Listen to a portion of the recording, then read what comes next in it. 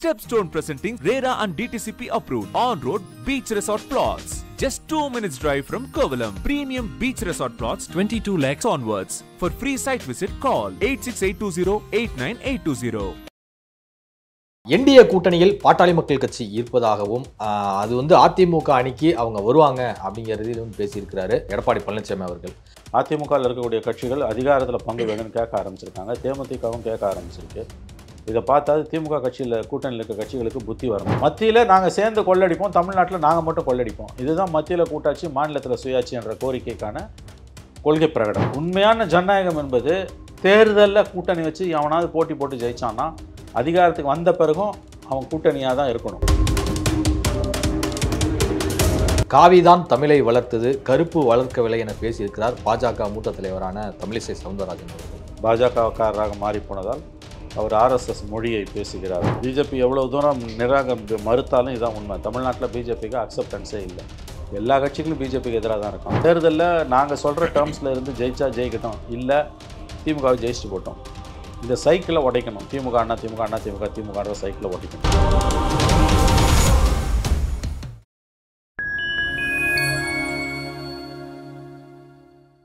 Fine time media நேயர்களுக்கு வணக்கம். நான் உங்கள் சங்கீதுவன். நம்ம சிறப்பு நிகழ்ச்சியில் நம்மோடு இணைந்திருக்கிறார் மதிப்பிற்குரிய மூத்த பத்திரிகையாளர் திரு மணி அவர்கள். வணக்கம் சார். சார் வணக்கம். எப்படி சார்? நன்றாக. என்டிஏ கூட்டணியில் பாட்டாளி மக்கள் கட்சி இருப்பதாகவும் அது அதிமுக அணிக்கு அவங்க வருவாங்க அப்படிங்கிறதிலும் பேசியிருக்கிறாரு ஜெயங்கொண்டத்தில் எடப்பாடி பழனிசாமி அவர்கள். ஸோ இதை அன்புமணி என்ன ரியாக்ட் பண்ணியிருக்கிறாரு அப்படின்னா, ஆட்சியில் பங்கு வேண்டும் அப்படிங்கிற கோரிக்கையை வலியுறுத்துகிறார். அன்புமணி அவருடைய கோரிக்கை நியாயமானது. அன்புமணி கோரிக்கை நியாயமானது. அன்புமணி கோரிக்கை நியாயமானது. அதிமுகவில் இருக்கக்கூடிய கட்சிகள் அதிகாரத்தில் பங்கு வேணும்னு கேட்க ஆரம்பிச்சிருக்காங்க. தேமுதிகவும் கேட்க ஆரம்பிச்சிருக்கு. இதை பார்த்தா திமுக கட்சியில் கூட்டணியில் இருக்க கட்சிகளுக்கு புத்தி வரணும். ஓட்டு கேட்கும்போது எல்லாம் ஒன்றா தானே போய் ஓட்டு கேட்குறீங்க. அப்போ ஜெயிச்ச பிறகு தனியாக ஒரு கட்சி ஆச்சுன்னா அது எந்த விதத்தில் நியாயம்? தைரியம் தான் தனியாக நில்லுங்க. யாராலையும் தனியாக நின்று ஜெயிக்க முடியாது. கூட்டணி வச்சு தான் ஜெயிக்க முடியாது. காஷ்மீர்லேருந்து கன்னியாகுமரி வரைக்கும், மோடியிலேருந்து ராகுல் காந்தியிலேருந்து ஸ்டாலின் வரைக்கும். ஆனால் ஜெயிச்ச பிறகு மட்டும் எப்படி நீங்கள் கூட்டணியில் பங்கு இல்லைன்னு சொல்லுவீங்க? உண்மையான ஜனநாயகம் என்பது, நான் ஒரு எம்எல்ஏ தேர்ந்தெடுத்தேன்னா ஒரு கட்சிக்கு ஒரே ஒரு எம்எல்ஏனா அந்த ஒரு எம்எல்ஏக்கும் அங்கே மந்திரி சபையில் இடம் இருக்கணும். அதுதான் இன்க்ளூசிவ்னஸ். அதுதான் பன்முகத்தன்மை பிரதிபலிக்கக்கூடிய ஒரு ஏற்பாடு.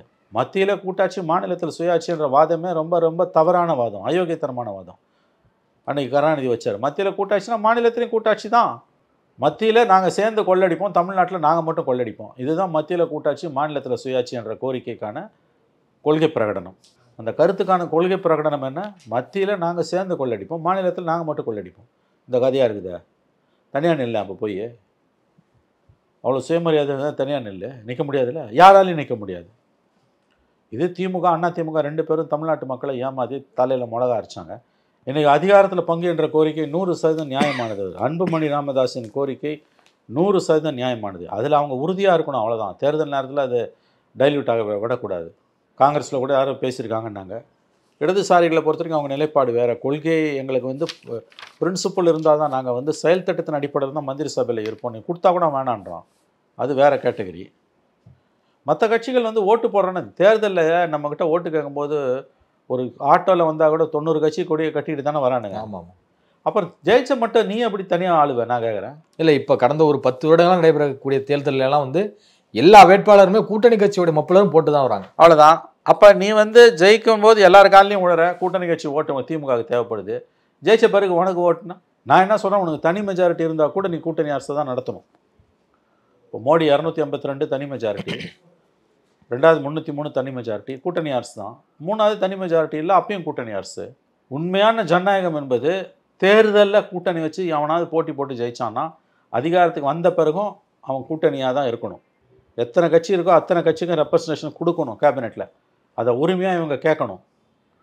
திமுக அண்ணா திமுக தமிழ்நாடு ஒன்றும் பட்டா போட்டு கொடுத்துடல யாரும். அந்த எண்ணமே தவறு. முதல்ல சுயமரியாதை இருந்ததுன்னா திமுகவில் இருக்க கூட்டணி கட்சிகள் இன்றைக்கி பாமக மாதிரி கட்சிகளை பார்த்து பாடம் கற்றுக்கொள்ள வேண்டும். அதிகாரத்தில் பங்கு வேணும்னு கேட்குறது உங்கள் உரிமை சார். அது எதுக்கு இவ்வளோ தயங்குறீங்க? திமுக கோச்சுக்குமான்னு பயப்படுறீங்க. திமுக இல்லைன்னா நீங்கள் ஜெயிக்க முடியாது, நீங்கள் இல்லைன்னா திமுகவும் ஜெயிக்க முடியாது. இதையும் புரிஞ்சுக்கணும். நல்லதொரு கவர் ஸ்டோரி தான் ஜூவியில் வந்திருக்கு. நம்ம கடந்த வாரம் பேசுனதை விட இன்றைக்கி விரிவாக இருக்குது. அதே தான் பேசுகிறோம். பட் சில ஸ்டாட்டிஸ்டிக்ஸ் ரொம்ப அலார்மிங்காக இருக்குது. 25 மாநகராட்சியில் 68 சட்டமன்ற தொகுதிகள், நகராட்சி எல்லைகளை தாண்டினா 100 தொகுதிகளுங்க. 234 தொகுதியில் 100 தொகுதிகளில் திமுக டப்பா டான்ஸ் ஆடுதுன்னு வச்சுக்கோங்க. எப்படி நீங்கள் வந்து இந்த திராவிட மாடல் ஆட்சியை கண்ட்ரோல் ரெண்டாவது இன்னிங்ஸ்க்கு எடுத்துகிட்டு போவீங்க? வாய்ப்பே கிடையாது அதுக்கு. அது நீங்களாக கிளப்பி விட்டுக்கிற கதை. அதை இந்த ஊடகங்கள் வந்து ஜூவி மாதிரியான பத்திரிகைகள் வந்து முகத்தில் அரைஞ்சா மாதிரி எடுத்து சொல்லி உங்கள் முகத்தெரிய கிழிக்கிறாங்க. தனியாக எப்படி நீ ஜெயிப்ப? பதில் சொல்லு. 100 சீட்டில் உங்களுக்கு மிக கடுமையான போட்டி இருக்குது. மிச்சம் இருக்க 134 நீங்கள் 118 ஜெயிச்சிருவீங்களா? யாராலுமே ஜெயிக்க முடியாது. இது ஒரு பக்கம். ஜெயிக்கிறது தோக்கிறது, கூட்டணியில் பங்கு, ஆட்சியில் பங்கு, அதில் பங்கு, இதில் பங்கு, அதை கூட நம்ம அப்புறம் பேசிக்கலாம். அது வந்து வசதியை பொறுத்தது, கட்சிகளோட திறமையையும் அவங்களோட பலத்தையும் பொறுத்தது. இப்போ அமித்ஷா வந்து திரும்ப திரும்ப வந்து கூட்டணி ஆட்சி தான், என்டிஏ கவர்மெண்ட் தான் சொல்லிகிட்டே இருக்காது. இன்றைக்கி பாமகவும் அந்த ரேஸில் சேர்ந்துக்குச்சு. நான் என்ன சொல்கிறேன், எல்லா கட்சிகளையுமே அந்த கோரிக்கையை வைக்கணும். அதிமுக என்டிஏல இருக்கக்கூடிய இருப்பதாக சொல்லப்படுகிற கட்சிகள் கிட்டேருந்து வரக்கூடிய இந்த கோஷம் திமுக கூட்டணியிலும் எதிரொலிக்க வேண்டும். எது உங்களை தடுக்குது? காங்கிரஸ், திமுக இல்லைன்னா காங்கிரஸ் கூட்டணி கட்சிகள் சிபிஎம் எல்லாம் ஜெயிக்க முடியாது. ஆனால் சிபிஎம், சிபிஐ, விசிக, காங்கிரஸ் இல்லைன்னா திமுக ஜெயிக்க முடியாது. இதையும் நீங்கள் புரிஞ்சுக்கணும். பாத்தியதை யாருக்கு அதிகம்? திமுக தான் அதிகம். அதிகாரத்துக்கு அடைய போகிற அந்தஸ்துள்ள கட்சி அது திமுக தான். அப்போ நீங்கள் இல்லைன்னா இந்த கூட்டணி கட்சிகளுக்கு ஒன்று உரைக்கணும். நம்ம இல்லைன்னா அவங்க ஜெயிக்க போகிறது கிடையாது. அதிகாரத்தில் பங்கு கேளுங்க. நீங்கள் ஏங்க அரசியலில் இருக்கிறதே அதிகாரத்துக்கு தானேங்க.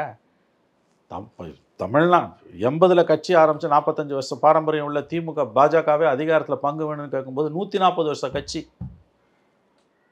தமிழ்நாட்டில் 60 வருஷத்துக்கு மேலே ஆட்சி இழந்த கட்சி அதிகாரத்தில் பங்கு வேணும்னு கேட்பதற்கு ஏன் இவ்வளோ தயங்குது? அது அவங்க உரிமையாக அவங்க கேட்கலாம்ல. கூட்டணி வச்சு தானே நீ தேர்தலை சந்திக்கிற. அது வைக்கும் போதே வைக்க வேண்டிய முதல் கோரிக்கை, ஒரு சீட்டு ஜெயிச்சாலும் எனக்கு மந்திரி சபையில் இடம் இருக்கணும். உனக்கு தனி மெஜாரிட்டி இருந்தால் கூட. இப்போ டெல்லியில் அப்படி தானே நடக்குது. மோடி 1.0 2.0ல் தனி மெஜாரிட்டி தான். ஆனால் அது கூட்டணி கட்சிகளுக்கு மந்திரி பதவி கொடுத்தார்ல. டம்மி போஸ்ட்டு கொடுத்தாரோ இல்லையோ கொடுத்தாரு. 3வது தடவை மெஜாரிட்டியே இல்லை, அப்பயும் கொடுக்குறாரு. அப்போ அதை தானே நீங்கள் ஃபாலோ பண்ணணும். ஏன் நீங்கள் போய் விபி சிங் கவர்மெண்ட்டில், தேவகவுடா கவர்மெண்ட்டு, ஐக்கிய குஜரால் கவர்மெண்ட்டு, வாஜ்பாய் கவர்மெண்ட்டு, மன்மோகன் சிங் கவர்மெண்ட்லலாம் 16 வருஷம் நல்ல வளமான இலாக்காக்களை வாங்கி மஞ்சா குளிச்சிங்களே, அது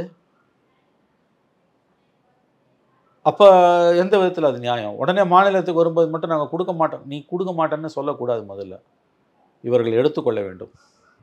இதில் ரொம்ப வருத்தப்பட வேண்டிய விஷயம் என்னென்னா, அவங்க கேட்குறான்ல, பிஜேபியில் இருக்க கட்சிகள் எங்களுக்கு அதிகாரத்தில் பங்கு வேணும், ஆட்சி அதிகாரத்தில். அது பார்த்து கூட ஏன் வந்து திமுக கூட்டணியில் இருக்க இடதுசாரிகளோ, காங்கிரஸோ, பாமக, மதிமுகவோ ஏன் உங்களுக்கு அதை பார்த்து கூட சொர்ணம் வர மாட்டேங்குது? அதனால் அன்புமணி பேசியிருப்பது 100% கரெக்டுங்க. அந்த குரல் திமுகவிலும் திமுக கூட்டணியிலும் எதிரொலித்தால் தமிழ்நாட்டில் ஜனநாயகத்துக்கு அது நல்லது.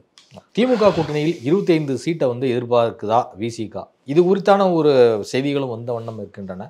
குறிப்பாக சிதம்பரத்தில் திருமாவர்கள் பேசும்போது என்ன சொல்றாரு அப்படின்னா, திமுக கூட்டணிக்கு விழுகிற 4 ஓட்டுல 1 ஓட்டு விசிக ஓட்டா தான் இருக்கும் அப்படின்னு குறிப்பிடுறாரு. அப்போ இதை 100க்குன்னு கணக்கு பண்ணும்போது 25 இடங்களை பெற இருக்கலாம். அதை கணக்கு வச்சு தான் அவர் கேட்குறாரு. ஆனால் அவ்வளோலாம் கொடுக்க மாட்டாங்க. போன தடவை 6 வாங்கினது 10 கொடுத்தா அதிகம், டபுள் டிஜிட் கொடுத்தா அதிகம், 25 கண்டிப்பாக கொடுக்க மாட்டாங்க. ஆனால் தன் ஆசையை வெளிப்படுத்திட்டார் திரும்ப.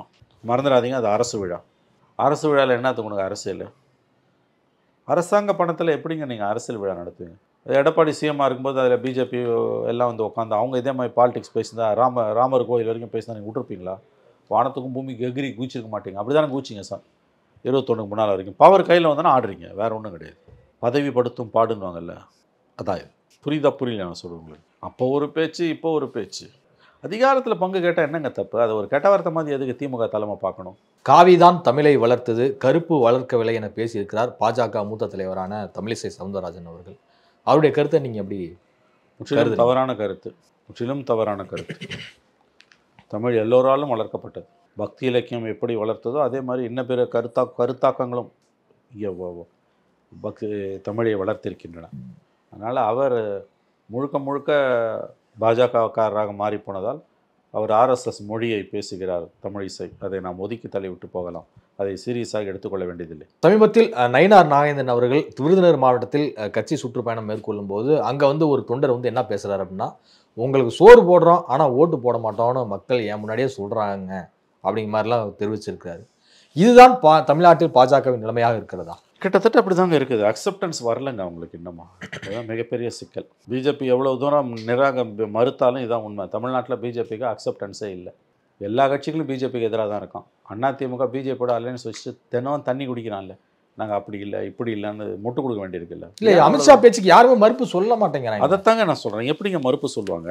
எப்படி மறுப்பு சொல்லுவாங்க? இல்லை, இப்படிலாம் பேசினா கூட்டணி உடையும் அப்படிங்கிற உடைக்குன்றார் அமித்ஷா. இந்த தேர்தலில் நாங்கள் சொல்கிற டேர்ம்ஸில் இருந்து ஜெயிச்சா ஜெயிக்கட்டும், இல்லை திமுகவை ஜெயிச்சுட்டு போட்டோம். இந்த சைக்கிளை உடைக்கணும். திமுக அண்ணா திமுக அண்ணா திமுக திமுகன்ற சைக்கிளை உடைக்கணும். அதுதான் that's a problem. Edappadi Palaniswami அவருடைய சுற்றுப்பயணத்துக்கு கோயம்புத்தூரில் அவர் இது மாதிரி பேசலை, விழுப்புரத்தில் இது மாதிரி பேசலை. ஆனால் விருத்தாச்சலம் போகும்போது வந்து இப்போதே இந்த தொகுதி வெற்றி வாய்ப்பு உறுதிப்படுத்தியிருக்கு அப்படிங்கிற மாதிரி பேசுகிறாரு.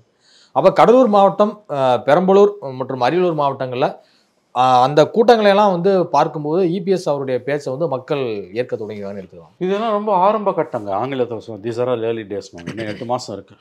கூட்டத்தை மட்டும் வச்சு 2 பேரும் எடப்பாடி ஸ்டாலின் 2 பேரும் எடை போட முடியாது. அதுவும் அதிமுக 20% தான் ஓட்டை வச்சுருக்குது இன்றைக்கி. இதில் இந்த கூட்டங்களால் வந்து எப்படி அது ஓட்டு ட்ரிபிள் ஆகுமா என்னன்றதுலாம் நமக்கு தெரியல. ஸோ கொஞ்சம் வெயிட் பண்ணணும். நம்ம வந்து அட்லீஸ்ட் இந்த நவம்பர் வரைக்கும் அது வெயிட் பண்ணணும்.